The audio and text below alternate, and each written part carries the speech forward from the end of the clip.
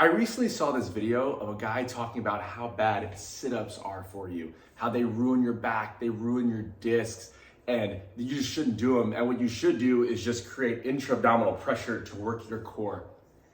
That is wild to me. I mean, let's go back to basics here.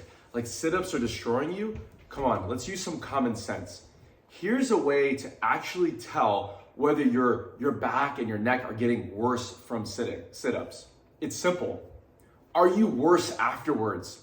If you do some sit-ups during the day or you work on your crunches, is your back pain getting worse? Is your sciatica getting worse? Are you more tender? Are you moving less well? If that's the case, then maybe they are. But let's not get rid of sit-ups. Don't throw the baby out with the bathwater.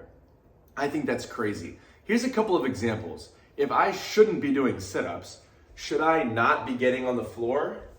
Should I not be playing with my dogs on the floor? Should I not be doing sports or activities with kids on the floor? What about just getting out of bed? Am I allowed to sit up, or is that bad for me? I think that's wild to think that the sit-up is the problem. Here's just a couple of tips that you should think about when doing sit-ups to optimize them. So number one, I have a rule for all the people all my patients who I treat their low back. Never pull on the neck, okay? So right here, this is doing nothing for me. All I'm doing is straining like cervical spine ligaments, and I'm just doing things passively with my arm strength.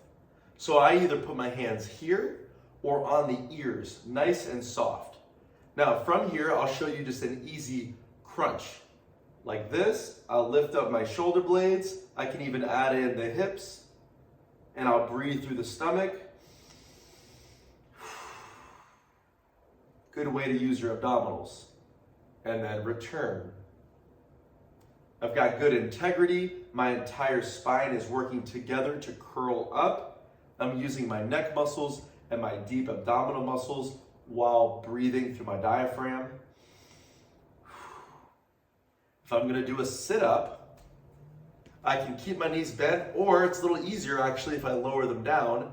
And again, no neck pulling, but I can lift up into a sit-up and then go upright and then come back down as if I was gonna brace for a fall. I'm getting in that C-shaped spine and I'm lowering down. And yes, I can feel my abdominals. If you feel back pain during this exercise, then yes, you should slow it down and maybe not perform it, or maybe modify it, or seek out a professional. I definitely agree with that. But let's not throw this away. If it does not hurt to do this, then there's nothing wrong with it. This is just a human movement. This is an important movement. As if I was gonna fall down. If I'm gonna take a fall, what am I gonna do? Just go here and stay flat and just crush my back? This is how this would look.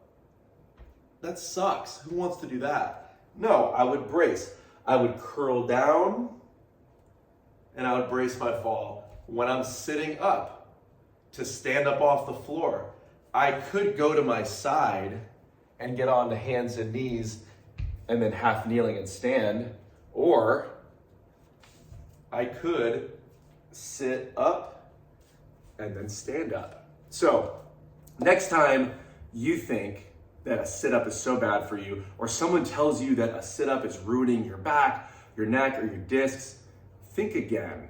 This is just a natural movement. It's a variation of movements that we need to have as humans to move well and to move properly. I myself have dealt with a history of back and hip pain. I rehab myself. I feel great now. I do jujitsu, and one of the things that I do 3 times a week heavily is do sit-up training. I'm constantly bracing for falls, and I'm curled up in this position if I need to while grappling, and I'm doing sit-ups, and my back has never felt better. It's not just about my experience, but a lot of people can feel this way. So don't let sit-ups be the thing that you're blaming the problem on. I hope that helps. If you found this video useful, please like, comment, and subscribe.